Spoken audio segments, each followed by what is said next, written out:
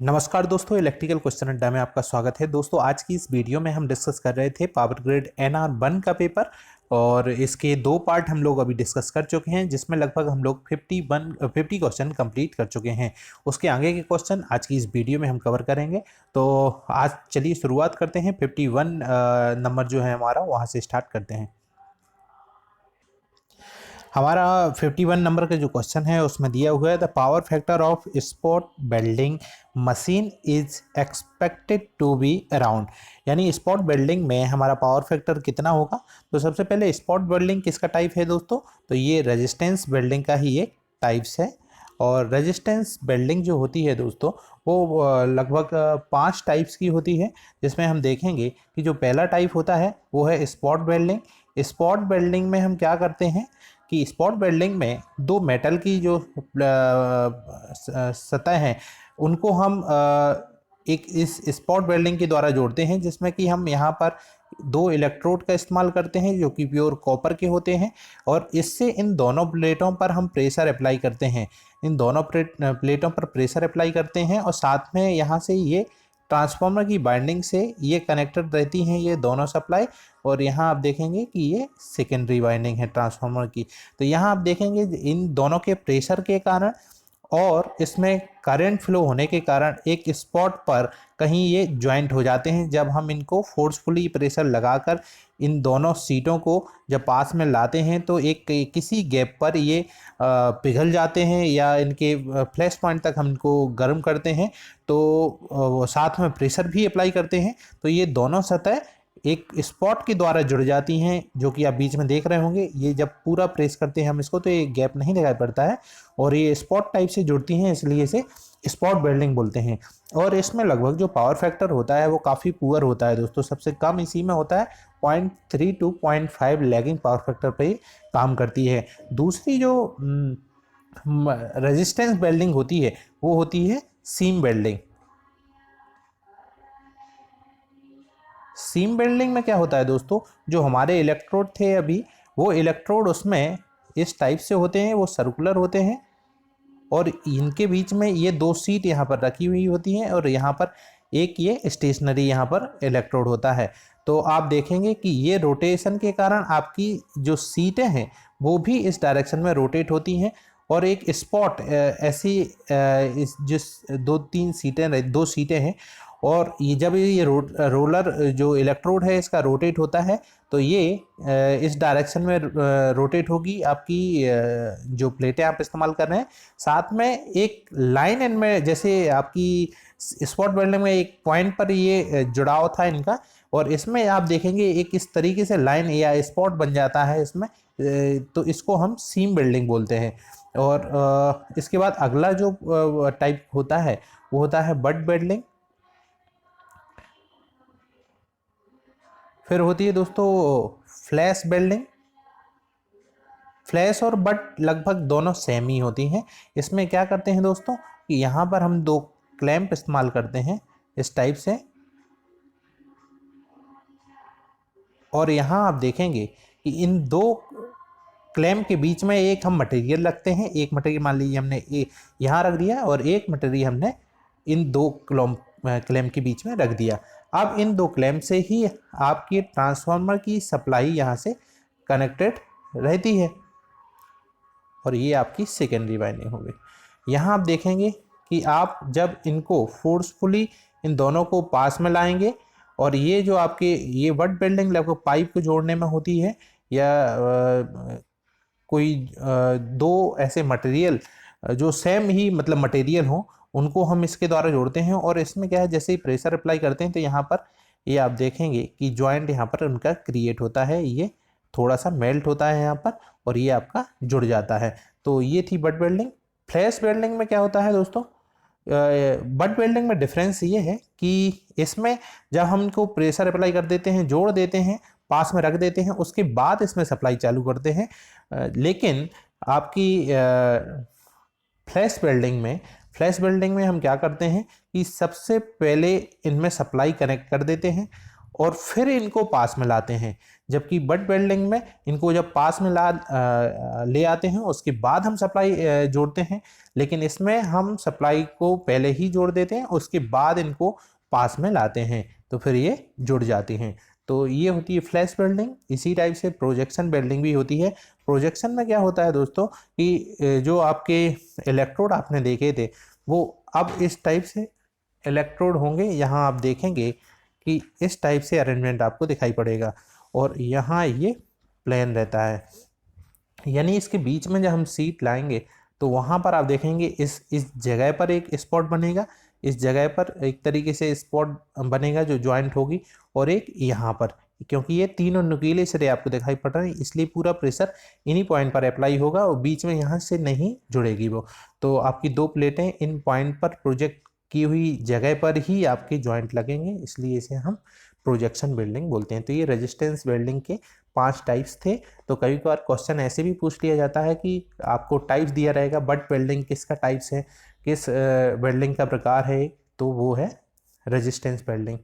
अगला क्वेश्चन है 3 phase 4 wire system के लिए कौन सा कनेक्शन सबसे उपयुक्त होता है। तो 3 फेज 4 वायर हमारा डिस्ट्रीब्यूशन में उपयोग करते हैं, आप देखते होंगे नॉर्मली। ट्रांसमिशन में हम डेल्टा कनेक्टेड नेटवर्क इस्तेमाल करते हैं। डिस्ट्रीब्यूशन के ट्रांसफार्मर में जो कनेक्शन रहता है वो प्राइमरी में तो डेल्टा होता है और सेकेंडरी में स्टार होता है, क्योंकि यहाँ से एक न्यूट्रल भी मिलता है हमें जो कि हम ग्राउंड कर देते हैं।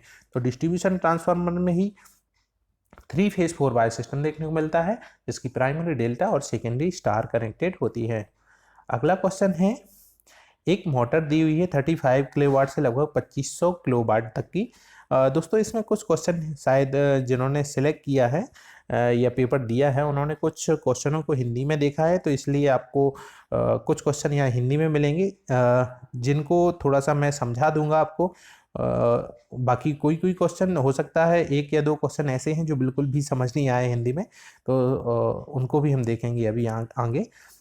इस क्वेश्चन में आप देख रहे हैं कि एक 35 किलोवाट से 2500 किलोवाट तक की इलेक्ट्रिसिटी वाली जो प्रेरण मोटर यानी इंडक्शन मोटर की तुलना जब आप सिंक्रोनस मशीन से करेंगे तो आपको क्या कौन सा अवगुण दिखाई पड़ेगा, यानी कौन सा डिसएडवांटेज है सिंक्रोनस मशीन का।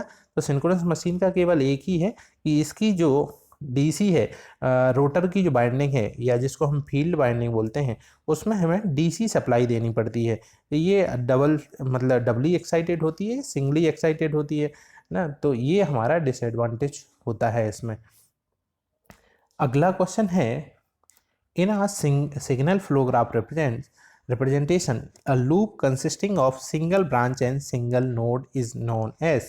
तो जब कभी आप सिग्नल फ्लो ग्राफ देखते हैं, एसएफजी देखते हैं, तो उसमें आप जब ड्रॉ करते हैं एसएफजी, तो मान लीजिए एक पॉइंट यहाँ है, एक ब्रांच आपकी बी है, एक ए है, और कई बार आप देखेंगे कि यहाँ जो ये तो पहला नोड हो गया, ये दूसरा नोड हो गया, और यहाँ पर आप देखेंगे इस टाइप का अरेंजमेंट आपको कई बार देखने को मिलता है, यानी ये एक ब्रांच आपकी सी भी है, तो इस नोड पर एक ही नोड है और एक ही ब्रांच से जो नोड लूप बनता है उसको हम सेल्फ लूप बोलते हैं। नॉन टचिंग लूप क्या होगा दोस्तों, यहाँ पर एक और ऐसे ही लूप बना हुआ है और ये दोनों लूप जो है ये आपस में टच नहीं कर रहे हैं, तो इनको नॉन टचिंग लूप बोलते हैं। मान लीजिए इसी पॉइंट पर एक और लूप होता, तब ये वाला लूप और आपका ये वाला लूप ये टचिंग लूप कहलाते। तो ये इनके ऑप्शन थे। सही आंसर क्या था इसका दोस्तों, सेल्फ लूप हम उसको बोलेंगे। अगला क्वेश्चन है दोस्तों, यदि एक सिंगल फेस मोटर जो है इंडक्शन मोटर, यदि वो कम स्पीड से आपकी रोटेट हो रही है, तो उसमें मेन रीजन जो होता है वो क्या होगा। तो जो सबसे ज़्यादा कॉमन रीजन जो होता है दोस्तों सिंगल फेस इंडक्शन मोटर के केस में, यदि आपकी जैसे 3 फेज वाली जो रहती है उसमें यदि कोई एक फेस आपका चला गया है, 2 फेज से आपकी इंडक्शन मोटर रोटेट हो रही है, तो वहाँ पर स्पीड कम होती है, जैसे हम सिंगल फेसिंग बोलते हैं। और सिंगल फेस इंडक्शन मोटर में भी आप देखेंगे कि कभी कभार स्पीड आपकी कम हो जाती है, और ये जो इसका जो मेन रीजन रहता है उसकी बियरिंग का जल जाना है। इनके जो शेफ्ट में यहाँ पर आप बियरिंग देखते हैं, और बियरिंग के जल जाने के कारण आप देखेंगे कि ये इसकी स्पीड कम हो जाती है, और इस कंडीशन में ये करंट काफ़ी ज़्यादा हाई लेता है। तो सबसे जो मेन रीजन होता है सिंगल फेज इंडक्शन मोटर में, वो होता है उसकी रोड बियरिंग का जल जाना। अगला क्वेश्चन है, if the effect of earth is taken into account then the capacitance of line to ground is. तो होता क्या है दोस्तों, आपकी ट्रांसमिशन लाइन में 3 फेस होते हैं और साथ में ये ग्राउंड से इनकी कुछ डिस्टेंस यहाँ से रहती है। अब आप देखेंगे कि इन दोनों कंडक्टरों का आपस में भी कुछ कैपेसिटेंस रहता है, तीनों का एक दूसरे के रिस्पेक्ट में, साथ में ही ग्राउंड के रिस्पेक्ट में भी एक शंट कैपेसिटेंस रहता है, जिसे हम शंट कैपेसिटेंस बोलते हैं with respect to the ground. तो नॉर्मली हम कंडीशन में जब एनालिसिस करते हैं ट्रांसमिशन लाइन में, तो इस शंट को हम निगलेक्ट करके रखते हैं। लेकिन यदि हमने इसको आपने ले लिया आपकी कैलकुलेशन में, तो ओवरऑल जो इसका मान लीजिए किसी फेस का आप कैपेसिटेंस निकाल रहे थे, मान लीजिए बी फेस का आप कैपेसिटेंस निकाल रहे थे, तो यहाँ आप देखेंगे कि आपका जो टोटल कैपेसिटेंस, यदि हम शंट कैपेसिटेंस को भी कंसीडर करेंगे तो वो इंक्रीज हो जाएगा। तो यहाँ इसका सही आंसर क्या होगा, इंक्रीज। अगला क्वेश्चन है, a light discharge a lighting discharge between the cloud during a thunderstorm of 30 coulomb. The time of discharge time is 10 millisecond. Determine the average lightning current. तो lightning current कितना होगा, ये charge के आपका जो charge दिया हुआ है डिवाइडेड बाय टाइम, यानी जितना भी इसमें टाइम दिया हुआ है। चार्ज कितना है, 30 कूलाम है, आपका टाइम कितना दिया हुआ है, 10 मिली सेकेंड, यानी 10 टू दी पावर -3। इसको आप सॉल्व करेंगे तो आपका आंसर जो निकल कर आएगा वो होगा 3 किलो एम्पियर। सभी सिंक्रोनस मोटर में, सिंक्रोनस जनरेटर में आप स्टार कनेक्शन ही क्यों लेते हैं, ये सबसे बड़ा यहाँ पर क्वेश्चन है। यहाँ आप देखेंगे कि सिंक्रोनस जनरेटर में आप देखेंगे यदि आपने उसकी बाइंडिंग को डेल्टा कनेक्टेड कर दिया, तो डेल्टा कनेक्टेड में पर फेस आपका जो वोल्टेज रहेगा वो बढ़ जाता है। जबकि स्टार कनेक्शन में हम देखेंगे तो पर फेस वोल्टेज आपका कम होगा, जो कि डेल्टा के कंपैरिजन में कितना होगा, V/√3 होगा, यानी कम वोल्टेज इसके फेस में रहता है जब हम स्टार कनेक्टेड करते हैं। तो यहाँ आप देखेंगे कि स्टार कनेक्शन में आपका वोल्टेज कम हो जाता है, और वोल्टेज कम हो जाने के कारण आपका जो कंडक्टर मटेरियल है या बाइंडिंग का जो मटेरियल है वो भी कम हो जाता है ना दोस्तों। इसलिए हम ज़्यादातर जनरेटर के केस में स्टार कनेक्शन ही रखते हैं, जिससे कि वोल्टेज कम मिले, और साथ में इंसुलेशन कॉस्ट भी कम हो जाता है, क्योंकि आपका वोल्टेज यहाँ कम होता है तो इंसुलेशन का जो कॉस्ट होता है वो भी कम हो जाता है, आपका कॉपर का जो मटेरियल है वो भी कम हो जाता है। यानी ओवरऑल आप देखेंगे कि आपको मोटर सस्ती पड़, जनरेटर आपको सस्ता पड़ जाएगा थोड़ा। अगला है, किस प्रकार की अर्थिंग में सबसे अच्छी अर्थिंग मिलती है हमें, तो ये पाइप अर्थिंग होती है।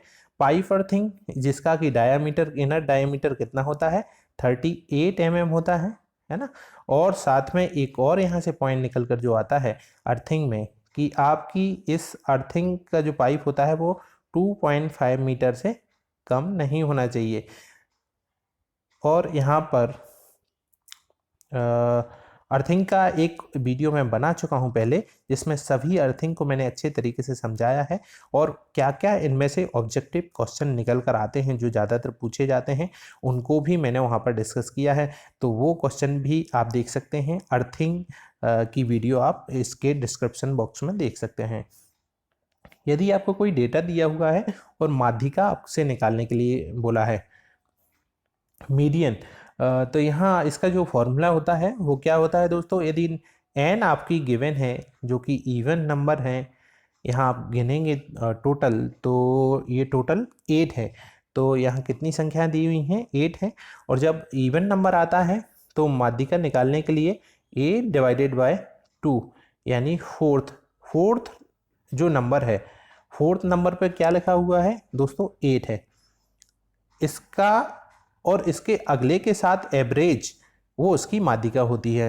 तो हमने जो n/2 निकाला वो आया 4, फोर्थ नंबर पे आपका 8 है, और उसके अगले वाला यानी 12, इन दोनों का एवरेज 8 + 12/2, तो ये आपका कितना आ जाएगा, ये आ जाएगा 10 के इक्वल। तो ये इसकी माध्यिका होगी। कुछ क्वेश्चन आप देखेंगे हिंदी में है दोस्तों यहाँ पर, तो इंग्लिश मीडियम वालों को हो सकता है थोड़ी दिक्कत हो, पर मैं उनको इंग्लिश में थोड़ा सा कन्वर्ट करके आपको बता दूंगा।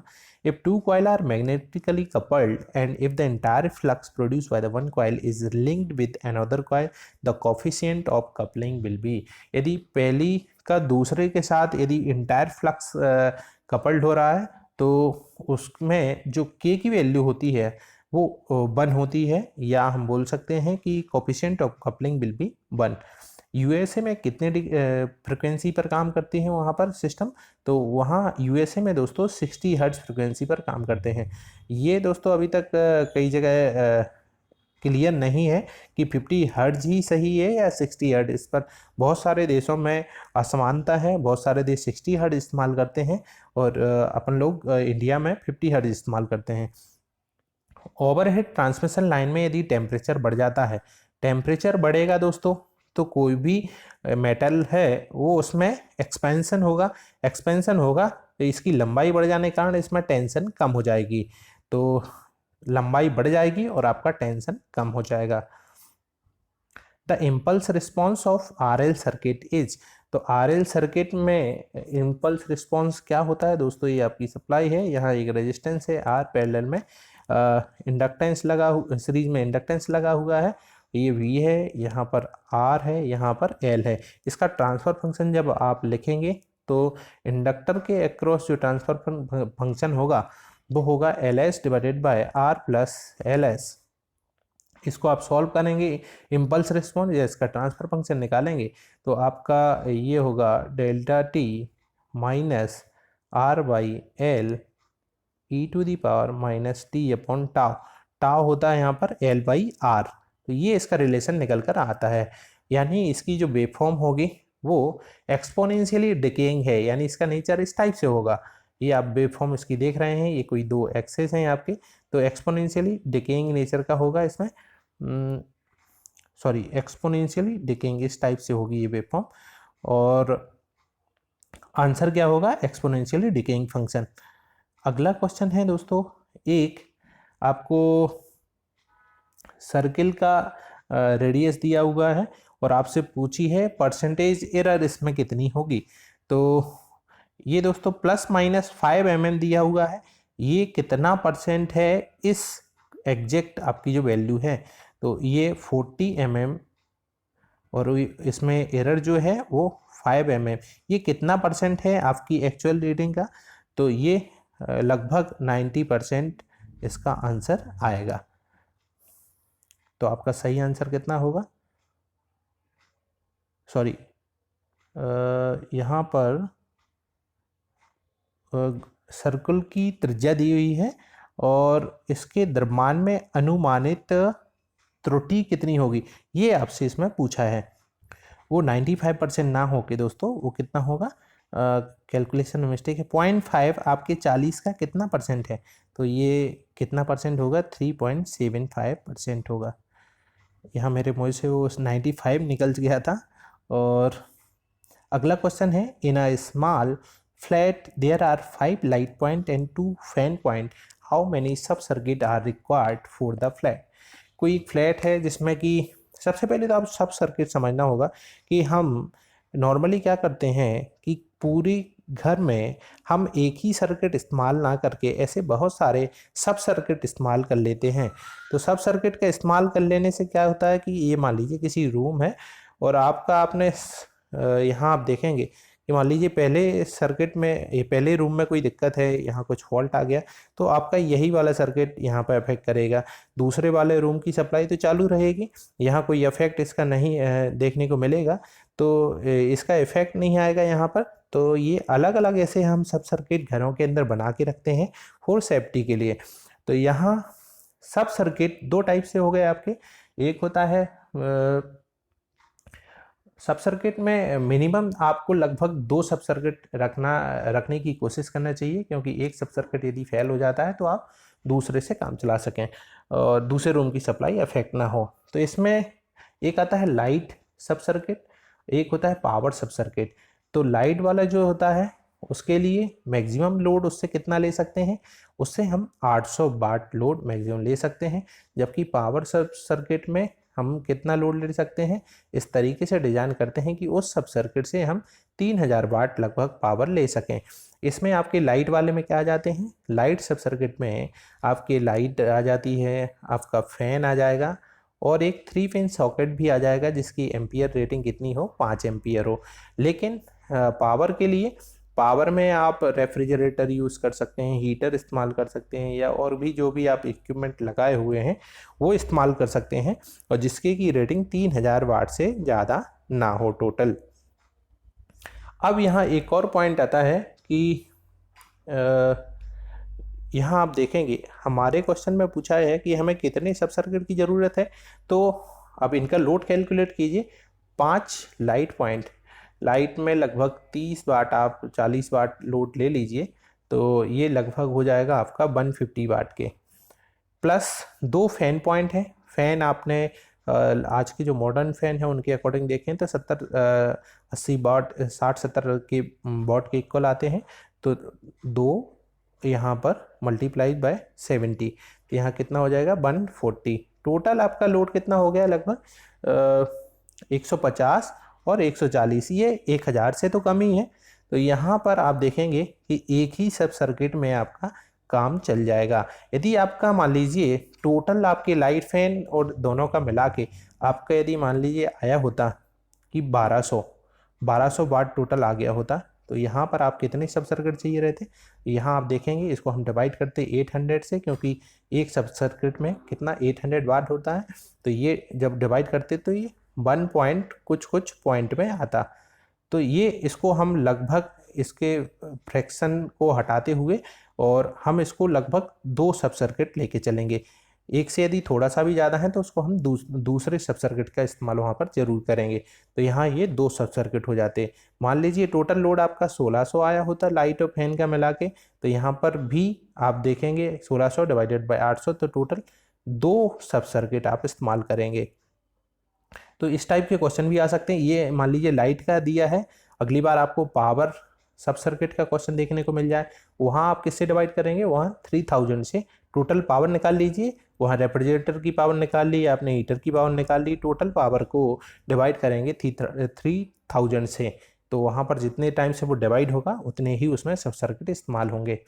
According to voltage, the cable of operating voltage up to 33 kV, 33 kV तक कौन सी केबल इस्तेमाल करते हैं, तो ये दोस्तों हम करते हैं यहाँ पर एक्स्ट्रा टेंशन केबल। और भी बहुत सारे टाइप्स होते हैं केबल के, तो वो मैं आपको बता देता हूँ। ये बहुत ज़्यादा क्वेश्चन रिपीटेड होते हैं हर एक एग्जाम में केबल की रेटिंग से रिलेटेड। लो टेंशन जो केबल होती है, लो टेंशन केबल, ये कितने वोल्टेज तक हम इसको यूज़ कर सकते हैं, ये होती है दोस्तों 1000। इसके बाद आती है high tension cable. High tension cable को हम इस्तेमाल कर सकते हैं 11 kV तक, 11 kV तक हम इसको इस्तेमाल कर सकते हैं। इसके बाद आती है super tension. Super tension cable जो होती है उसको हम 22 kV से 33 kV तक इस्तेमाल कर सकते हैं, जो कि हमारे क्वेश्चन में आया था। ये 22 kV से 33, यहाँ 3 केबल हो गई। 2 और यहाँ पर बचती हैं जो कि है extra high tension cable. Extra high tension cable, इसकी रेटिंग कितनी होती है, ये 33 से 66 तक इस्तेमाल कर सकते हैं, 66 kV। इसके बाद आती है एक्स्ट्रा सुपर वोल्टेज केबल। इसकी रेटिंग जो होती है 132 kV से ज़्यादा के लिए एक एक्स्ट्रा सुपर वोल्टेज केबल इस्तेमाल करते हैं। तो ये 5 टाइप के थे जो नॉर्मली क्वेश्चन पूछे जाते हैं केबल के। एक आपको साइनसोइडल वेवफॉर्म दी हुई है जिसकी यहाँ पर अधिकतम यानी मैक्सिमम वैल्यू जो है वो कितनी दी हुई है, 10 एम्पियर दिया हुआ है। यदि ये फुल वेव की जगह हाफ वेव इस्तेमाल होगी तो इसका आरएमएस मान कितना होगा।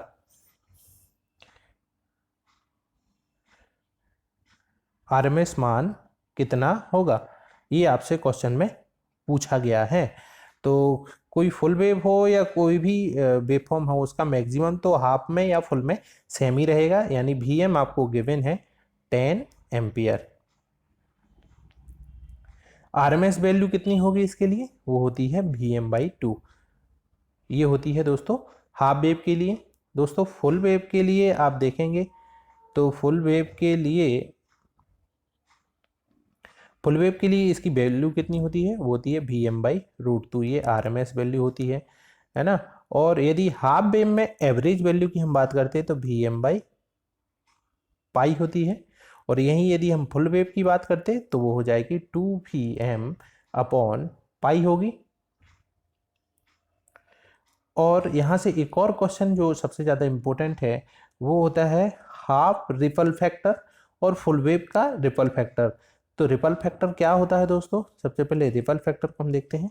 ये होता है फॉर्म फैक्टर का स्क्वायर -1। तो फुल वेव के लिए और हाफ वेव के लिए हम रिपल फैक्टर भी देख लेते हैं। हाफ वेव के लिए जो रिपल फैक्टर होगा, हाफ वेव के लिए रिपल फैक्टर जो होगा वो होता है आपका 1.21। और वहीं यदि हम फुल वेव के लिए बात करेंगे तो फुल वेव के लिए आपका रिपल फैक्टर कितना होता है 0.482। ये दोस्तों काफ़ी दोनों इंपॉर्टेंट क्वेश्चन हैं। और यहाँ से एक और क्वेश्चन निकल कर आता है फॉर्म फैक्टर फुल वेव के लिए। तो फुल वेव के लिए फॉर्म फैक्टर जो होता है, फॉर्म फैक्टर क्या होता है RMS value upon average value, और जो कि होगा 1.11 फुल वेव के लिए। और यहीं यदि हम हाफ वेव के लिए देखेंगे तो इसकी जो वैल्यू होती है वो होती है 1.57। तो ये 5-6 क्वेश्चन जो हैं काफ़ी ज़्यादा रिपीटेड होते हैं हर एग्जामों में, तो इनको आप नोट कर सकते हैं। एक लाइन दी हुई है जिसकी फ्रिक्वेंसी है 50 हर्ट्ज और उसकी कैपेसिटेंस कितना दिया हुआ है 1 माइक्रोफैरड दिया हुआ है। अर्थ फॉल्ट न्यूट्रलाइजर हमने कल वीडियो में आपको बताया भी था कि हम किसका इस्तेमाल करते हैं, पीटरसन कॉइल का इस्तेमाल करते हैं। तो ये क्या करती है, ये इंडक्टिव इफेक्ट के कारण IL जो करंट रहेगा इसमें, और यहाँ जो हमारी लाइनों में कैपेसिटेंस रहता है, और जब ये फॉल्टी होती हैं तो यहाँ पर एक चार्जिंग करंट IC फ्लो होता है। उस IC करंट को ये न्यूट्रलाइज करती है आपकी IL करंट, जो कि हम रिएक्टर का इस्तेमाल करके यहाँ से बनाते हैं। तो ये दोनों कंडीशन जो होती हैं IL = IC एक दूसरे को न्यूट्रलाइज करती हैं, और एक दूसरे को न्यूट्रलाइज करने के कारण यहाँ रेजोनेंस की कंडीशन क्रिएट हो जाती है। रेजोनेंस की कंडीशन क्रिएट हो जाती है यानी ω/L = 1/ωc। इस टाइप से यहाँ कंडीशन क्रिएट हो जाती है। और यहाँ आप देखेंगे कि इसके लिए जो यदि नंबर ऑफ फेस के ऊपर भी डिपेंड रहता है, यदि ये यहाँ एक n भी रहता है, यहाँ पर हम रिएक्टेंस देख लेते हैं तो टोटल रिएक्टेंस जो होगा न्यूट्रलाइजिंग रिएक्टर का वो कितना होगा, तो उसके लिए फॉर्मूला होता है 1/⍵CN। यहाँ आप देखेंगे n नंबर ऑफ फेस है, यदि ये 3 फेस के लिए है तो यहाँ पर 3 आ जाएगा। तो आप इसको जब सॉल्व करेंगे 1/ω2πf, आपको फ्रिक्वेंसी कितनी दी हुई है 50 इंटू C है 1 माइक्रोफैरड, इसको हम ऊपर ले जाएंगे तो 10⁶ हो जाएगा, इंटू नंबर ऑफ फेस। तो यहाँ 3 फेस है तो इनको हम सॉल्व करेंगे तो आपका जो वैल्यू आएगी वो होगी 1061 ओम। इसका जब आपको सॉल्व करेंगे तो ये आपको आंसर डायरेक्ट यहाँ पर दिखाई पड़ जाएगा। तो यहाँ नंबर ऑफ कंडक्टर के ऊपर इसकी वैल्यू चेंज होगी। और पीटरसन कॉइल के अलावा हम और इसमें क्या क्या ग्राउंडिंग करते थे वो मैंने बताया था, रेजिस्टेंस, रिएक्टेंस, सॉलिड, और इसके बाद आपकी ग्राउंडिंग ट्रांसफार्मर और पीटरसन कॉइल। ये 5 मेथड हम ग्राउंडिंग के लिए इस्तेमाल करते हैं। एक ट्रांजिस्टर दिया हुआ है जिसका बीटा आपको 45 दिया हुआ है ना, और वोल्टेज ड्रॉप किसी एक ब्रांच में जिससे कि आपका कलेक्टर जुड़ा हुआ है वो दिया हुआ है 1 वोल्ट। यानी यहाँ से आप कलेक्टर करंट निकाल सकते हैं। कलेक्टर वोल्टेज दिया हुआ है 1 डिवाइडेड बाय उसका रेजिस्टेंस 1 किलो ओम। तो ये IC कितना हो जाएगा 1 मिली एम्पियर। IC आपको मालूम चल गया 1 मिली एम्पियर, 1 मिली एम्पियर आपको IC मालूम चल गया। अब आपको C के लिए कॉमन एमीटर के लिए, कॉमन एमीटर के केस में आपको यहाँ पर निकालना है IV कितना होगा। तो IC इक्वल टू आपको फॉर्मूला याद होना चाहिए यहाँ पर, IC equal to beta IB। अब आप देखेंगे IC आपको मालूम है 1 milliampere equal to beta आपको मालूम है 45, यहाँ से आप IB निकाल सकते हैं। तो आपकी IB कितनी आ जाएगी, इसको सॉल्व करेंगे, ये होगी 0.022 मिली एम्पियर। एक क्लोज लूप कंट्रोल सिस्टम में ओपन लूप, दोस्तों ये क्वेश्चन यहाँ पर हिंदी में है, थोड़ा सा समझने में दिक्कत है इसको। इसके बाद अगला क्वेश्चन देखते हैं। एक सीरीज मोटर दी हुई है और जिसकी की वोल्टेज रेटिंग है 460, यहाँ पर 40 एम्पियर करंट है और इसकी जो रोटेट करने की स्पीड है वो है 500 RPM। तो इसमें टॉर्क की कैलकुलेशन कीजिए जब ये 30 एम्पियर लोड लेती है। ये सिंगल फेस इंडक्शन मोटर का केस है जहां torque is proportional to I² होता है और करंट के प्रोपोर्शनलिटी रहेगा टॉर्क की, तो T1 I1 T2 I2 का स्क्वायर।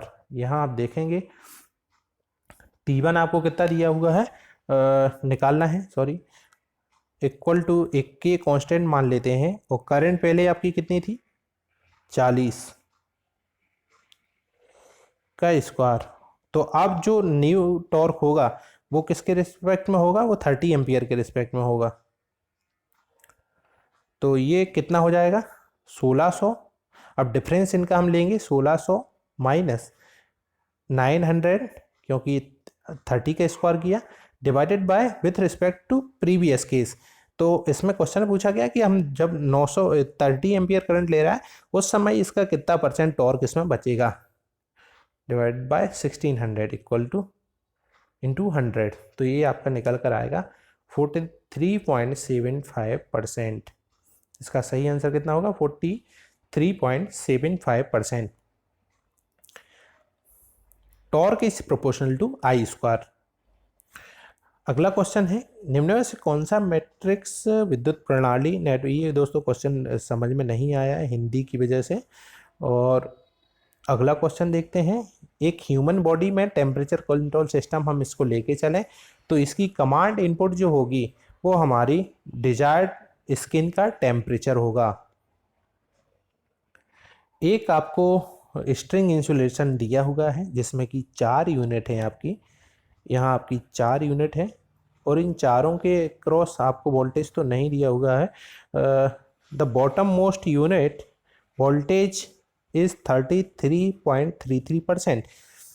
तो इस बॉटम के अक्रॉस जो वोल्टेज है वो होल वोल्टेज का कितना है 33.33% है। स्ट्रिंग एफिशिएंसी यहाँ पर आपको निकालना है। तो स्ट्रिंग एफिशिएंसी का फॉर्मूला जो होता है वो होता है total applied voltage divided by number of string and last string के अक्रॉस जो वोल्टेज है वो। तो यहाँ पर वोल्टेज कितना है लास्ट स्ट्रिंग के अक्रॉस, तो वो है 33.33। इसको हम 1/3 भी बोल सकते हैं। यहाँ ये v से v कैंसिल हो जाएगा, 3/n हो जाएगा। 3/n, n यहाँ पर कितना है 4 यूनिट है यहाँ पर, तो 3/4% इक्वल टू 75% आपकी इफिशियंसी इसकी आ जाएगी। तो applied voltage divided by number of string into last unit के अक्रॉस कितना वोल्टेज है, उसे हम स्ट्रिंग एफिशिएंसी आसानी से कैलकुलेट कर सकते हैं। दोस्तों ये यहाँ पर कंट्रोल सिस्टम का कोई क्वेश्चन है पर ये समझ नहीं आ रहा है। ओवरहेड लाइन में सबसे ज़्यादा जो इंसुलेटर इस्तेमाल करते हैं वो किसका बना होता है, ये पोर्सलिन मटेरियल का बना हुआ होता है। दोस्तों ये थे हमारे लगभग 27 क्वेश्चन हम इस वीडियो में कवर कर चुके हैं। इसका नेक्स्ट पार्ट में जल्द ही अपलोड करूंगा जिसमें कि रिमेनिंग क्वेश्चन आपके सामने होंगे। आज का ये वीडियो यदि आपको पसंद आया है तो दोस्तों आप अपने सर्किल, आपके फ्रेंड ग्रुप में शेयर कर सकते हैं जो खासकर यूपीपीसीएल के लिए प्रिपेयर कर रहे हैं। उनके लिए हर दिन यहाँ पर 2 वीडियो या 1 वीडियो लगभग अपलोड होगा ही, जो कि किसी न किसी एग्जाम के क्वेश्चन होंगे। तो इस चैनल को अभी तक आपने सब्सक्राइब नहीं किया है तो जुड़ जाइए और अपने इस परिवार में यहाँ के क्वेश्चनों का फ़ायदा उठा सकते हैं। Thank you.